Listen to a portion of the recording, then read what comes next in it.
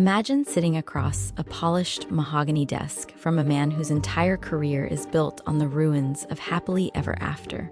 The man across the desk is a trial lawyer who wakes up at 4 in the morning to strategize the destruction of marriages. One afternoon, a distraught former police officer named Carl walks into that office. Carl is completely shattered because his wife has just confessed to a long-term affair. The betrayal is incredibly fresh, and the anger hanging in the air is thick enough to choke on. Carl wants blood. He wants to burn the entire life they built together straight to the ground. But the lawyer holds up a hand, stopping the tirade, and forces Carl to shift his focus away from the agonizing betrayal and toward the well-being of his 2 young daughters.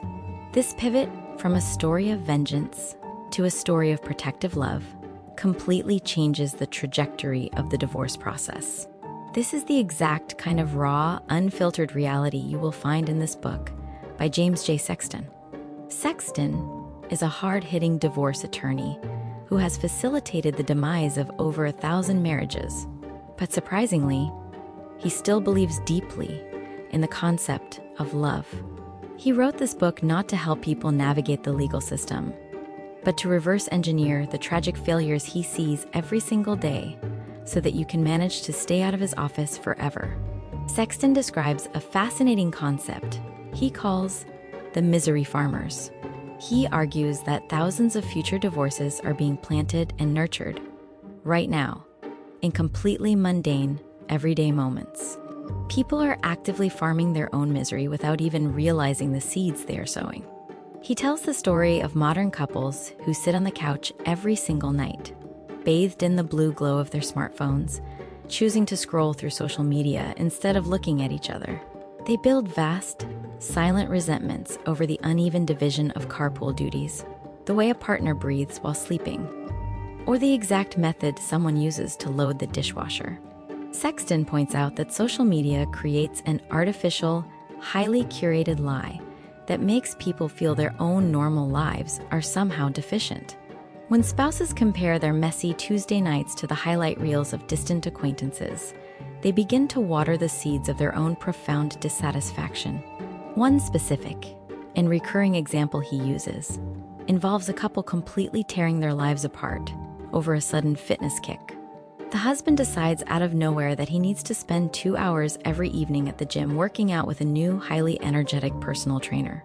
The wife feels completely abandoned and grows increasingly suspicious of the time spent away from the family. The tension builds until an explosive argument shatters the peace of their home, and eventually, they land in a leather chair in front of Sexton, citing the personal trainer as the primary reason for the separation. But Sexton is quick to point out that the symptom and the root cause are always confused by the people living inside the drama. The real issue was a profound lack of communication and intimacy that predated the gym membership by several years. The fitness kick was merely the escape hatch. By the time this couple finally reached his office, they had already harvested the misery they had been planting for a decade. The personal trainer was just the match that lit the dry brush. Then there is the infamous, highly stereotyped nanny trope. Sexton confirms that husbands running off with a nanny is not just a cheap Hollywood cliché. It is a staggering, everyday reality he deals with constantly. But his take on this phenomenon is completely unconventional and deeply observant.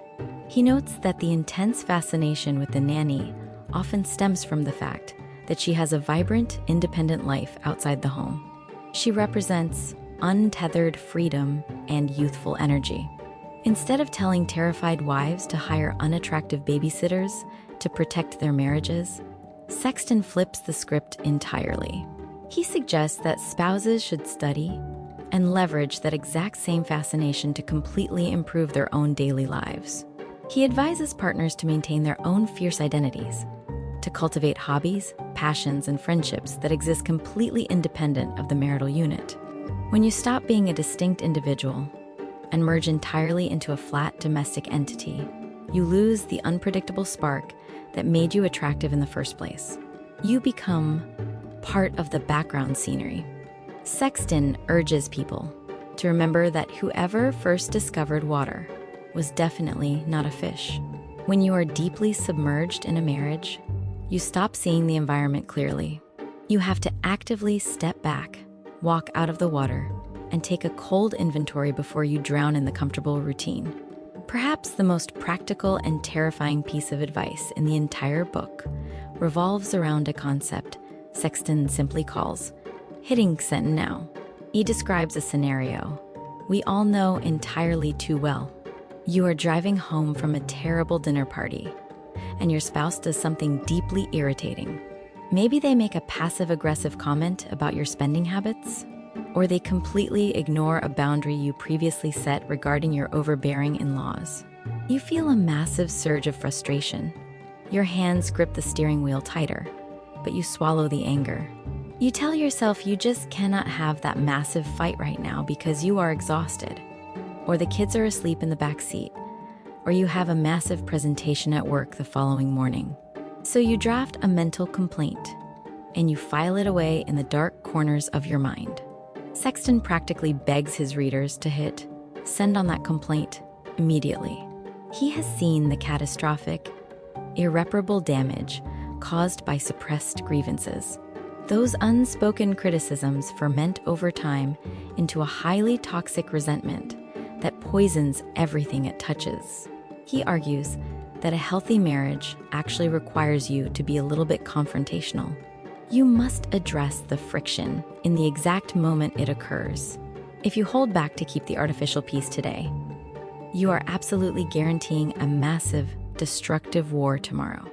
He shares countless anecdotes of couples who stayed quiet for 20 years until the sheer suffocating weight of their unspoken anger finally collapsed the structural integrity of the marriage. Sexton also heavily challenges the very foundation of how we view the sacred marriage vow. He points out a hilarious but tragic truth. People routinely spend more time researching the features of a new car purchase than they do discussing the actual daily terms of their lifelong romantic commitment. He introduces the idea of the 7-year spike and the absolute, non-negotiable necessity of revisiting the marriage contract. He argues forcefully that the person you married when you were 25 years old is absolutely not the same person you are sharing a bed with at 32 or 40. You simply cannot expect a verbal contract signed a decade ago to properly govern your current evolved reality. He suggests couples should physically sit down at the kitchen table and actively renegotiate their terms of engagement. They must articulate what they need right now. They must confess what is working, and they must be brave enough to admit what is failing.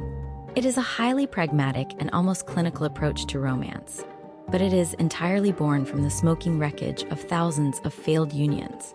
He strips away the soft cinematic fairy tale and demands that you treat your marriage like a living, breathing organism that requires constant, deliberate, and sometimes painful maintenance. When looking at the overall texture of this book, it succeeds brilliantly in its brutal, unvarnished honesty. Sexton absolutely does not coddle the reader at any point. His narrative tone is exactly what you would expect from a hardened New York trial lawyer. It is sharp, deeply observant, and slightly cynical, but it is always underpinned by a surprising, genuine warmth.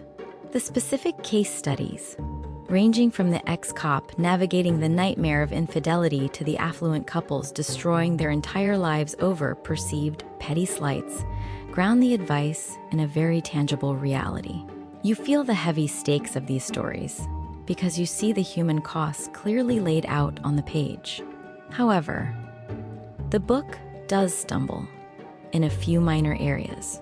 Because Sexton views relationships entirely through the narrow lens of their ultimate dissolution, the advice can sometimes feel overly pessimistic and heavy.